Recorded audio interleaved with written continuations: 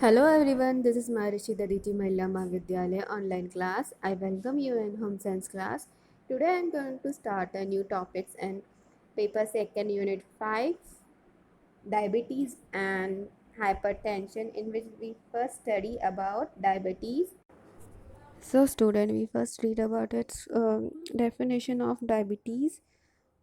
Body में insulin hormone के उत्पादन से में कमी अथवा दोष से उत्पन्न डिजीज डायबिटीज़ कहलाता है। और इसे deficiency of secretion of insulin and the body is known as diabetes mellitus। सुधा नारायण के अनुसार ये एक परंपरागत उपाचयन की दुर्व्यवस्था है जिसमें इंसुलिन का असंतोषजनक उत्सर्जन होता है या इंसुलिन का उपयोग नहीं हो पाता है। इससे बॉडी कार्बोहाइड्रेट का उपयोग करने में असमर्थ हो जाता है। इंटीरियर पिट्यूटरी ग्लैंड तथा एड्रेनल कॉर्टेक्स एवं थायराइड ग्लैंड भी कुछ हद तक कार्बोस की चयापचय को प्रभावित करते हैं। अतः स्रावी ग्रंथ एंड्रोसिन ग्लैंड्स में स्रावित होने वाले हार्मोन की अधिकता भी हाइपर लेसीमिया की स्थिति उत्पन्न कर देता है। ग्लेसीमिया की स्थिति में ब्लड में ग्लूकोज की मात्रा बढ़ जाती है। जिस अनुपात एवं मात्रा में ब्लड में ग्लूकोज की बढ़ोतरी होती है, उस अनुपात में इंसुलिन हार्मोन का स्रावन नहीं हो पाता है। इसलिए ब्लड शुगर को नियंत्रित करने के लिए अग्नाशय को अधिक मात्रा में इंसुलिन हार्मोन का स्रावन करना पड़ता है, जिससे अग्नाशय की कोशिकाओं पर अधिक भार पड़ता है। यदि ये क्रिया लंबे समय तक चलती रहती है तब लैंगरहैंस की द्वीपिका की कोशिकाओं को अधिक श्रम करना पड़ता है, जिससे वे कुछ ही दिनों में थक जाती है तथा उनका नाश हो जाता है। परिणाम स्वरूप परमानेंट डायबिटीज़ हो जाता है। डायबिटीज़ की स्थिति में ग्लूकोज यूरिन के माध्यम से निकलने लगता है। एंटीरियर पिट्यूटरी एंडर्नल कॉर्टेक्स तथा थायराइड ग्लैंड से स्रावित हार्मोन की अधिकता से ग्लाइकोसूरिया तथा केटोसिस भी हो जाता है, अतः डायबिटीज़ की स्थिति उत्पन्न हो जाती है। Now moving towards reasons of diabetes में in this first one is heredity। Diabetes disease heredity disease होता है।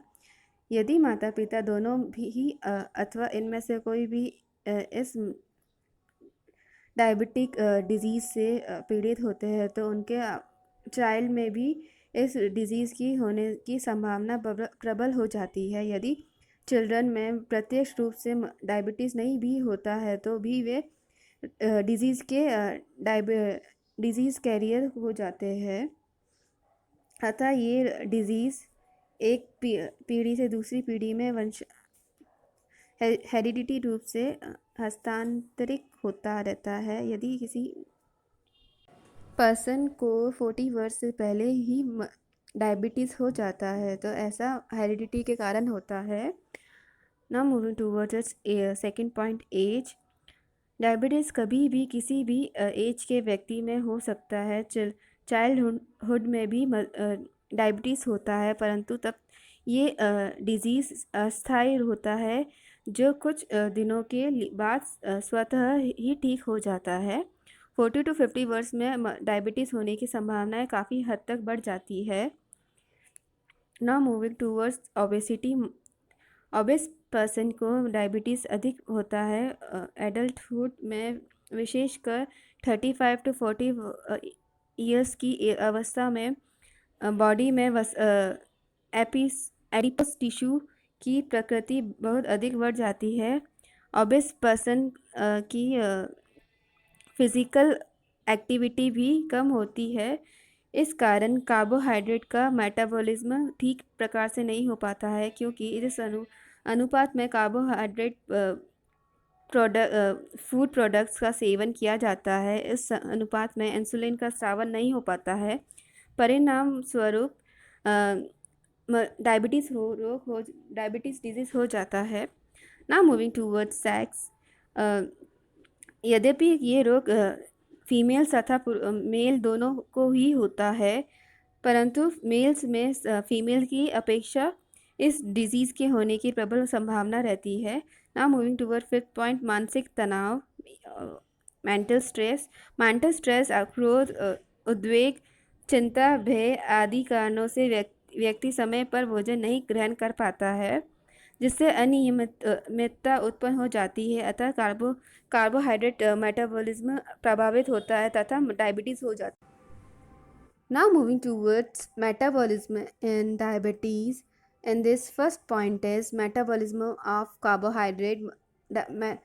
डायबिटीज़ की स्थिति में टिश्यू में ग्लूकोज का ऑक्सीकरण कम हो जाता है, इस कारण रक्त में ग्लूकोज की मात्रा बढ़ जाती है। सामान्यतः एक एडल्ट पर्सन के ब्लड में ग्लूकोज 80 to 120 मिलीग्राम पर 100 मिलीलीटर ब्लड होता है, परंतु इंसुलिन के अल्प स्रावन से ब्लड में ग्लूकोज की काफ़ी मात्रा बढ़ जाती है तथा यूरिन से ग्लूकोज निकलने लगता है, जिसके कारण ग्लाइकोसूरिया हो जाता है। टिश्यू में ग्लूकोज की ऑक्सीकरण क्षमता काफ़ी कम हो जाती है, परिणामतः ब्लड में ग्लूकोज बढ़ने लग जाता है। यदि ब्लड में ग्लूकोज की मात्रा 180 मिलीग्राम पर 100 मिलीलीटर ब्लड होता है, तब ग्लूकोज यूरिन के माध्यम से निकलने लगता है। मधुमेह की स्थिति में ब्लड में 400 to 600 मिलीग्राम पर 100 मिलीलीटर तक ग्लूकोज की मात्रा बढ़ जाती है, जिससे ग्लाइकोसूरिया हो जाता है। बार बार अत्यधिक मात्रा में पॉलीयूरिया होने लगता है, जैसा कि हम जानते हैं कि बॉडी के लिए ग्लूकोज मुख्यतः 3 स्रोतों से प्राप्त होता है। First point is carbohydrate, second point is fat, third point is protein. Carbohydrate से 100%, प्रोटीन के अमीनो एसिड से 58% तथा फैट का 10% भाग ग्लूकोज में परिवर्तित हो जाता है। Now moving towards metabolism of fat. Diabetes की स्थिति में कार्बोहाइड्रेट का मेटाबॉलिज्म ठीक प्रकार से नहीं हो पाने के कारण यकृत में ग्लाइकोजन का निर्माण बंद हो जाता है। इस कारण लीवर में ग्लाइकोजन की मात्रा अत्यंत न्यून हो जाती है।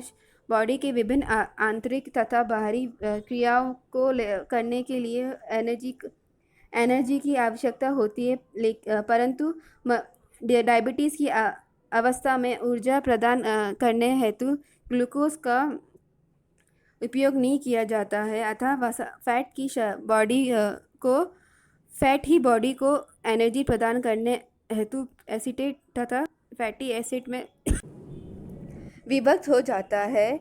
ऐसी परिस्थिति में फैटी एसिड के मेटाबॉलिज्म के फलस्वरूप एसीटोन तथा एसीटोन बॉडीज में एसिटोसेटिक एसिड, एसीटोन तथा पॉलीहाइड्रोक्सी बटायरिक एसिड होता है। ये सभी विषाक्त पदार्थ होते हैं। इनका निष्कासन किडनी द्वारा नहीं हो पाता है, अतः बॉडी में इसकी मात्रा बढ़ जाती है, जिससे पेशेंट पर्सन के बॉडी में डिहाइड्रेशन तथा कोमा जैसी स्थिति उत्पन्न हो जाती है।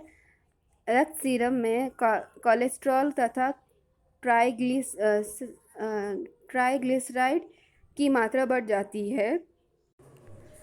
Now moving towards protein metabolism. Carbohydrate का बॉडी में पूर्णतः मेटाबॉलिज्म नहीं होने के कारण प्रोटीन ही एनर्जी प्रदान करने का काम करने लग जाता है। यद्यपि प्रोटीन का मुख्य काम निर्माणात्मक होता है, परंतु कार्बोहाइड्रेट के मेटाबॉलिज्म में गड़बड़ी होने से टिश्यू प्रोटीन ही ऊर्जा देने का काम करने लग जाता है, जिसके कारण प्रोटीन का डिकम्पोजिशन होने लगता है। परिणाम स्वरूप बॉडी में आवश्यक अमीनो एसिड की कमी हो जाती है तथा बॉडी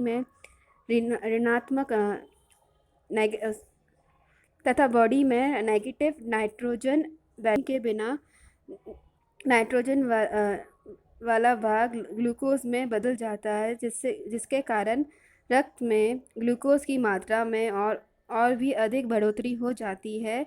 मांसपेशियों का क्षय हो जाता है तथा पेशेंट कमज़ोर एवं दुर्बल हो जाता है। एम स्वामीनाथन ने इस संदर्भ में अपनी पुस्तक essential of food and nutrition में लिखा है, since carbohydrate are not utilized for the production of energy, there is increase breakdown of tissue protein and increased oxidation of dietary proteins for use and as energy. Hence, there is an increase in nitrogen excretion leading to negative nitrogen valence. Wasting muscles is a common symptoms in chronic diabetes. Now moving towards types of diabetes. Diabetes निम्न प्रकार का होता है। In this first point is जुवेलिन diabetes juvenile diabetes. जब 20 वर्ष से कम उम्र के चिल्ड्रन को डायबिटीज़ डिजीज़ हो जाता है तब उसे जुवेनाइल डायबिटीज़ कहते हैं। जुवेनाइल डायबिटीज़ का मुख्य कारण बॉडी में इंसुलिन हार्मोन का अल्प स्रावन होता है। पेशेंट चाइल्ड अक्सर निर्बल, कमज़ोर, अशक्त एवं कुपोषण के शिकार होते हैं। Now moving towards it's treatment हेतु चिल्ड्रन के डाइट में उच्च प्रोटीन कैलोरी युक्त भोज्य पदार्थों का समावेश किया जाना चाहिए। उच्च जैविक मूल्यों वाला प्रोटीन दिया जाना चाहिए। साथ ही साथ इंसुलिन का इंजेक्शन भी दिया जाना चाहिए ताकि रक्त में ग्लूकोज की मात्रा सामान्य हो सके।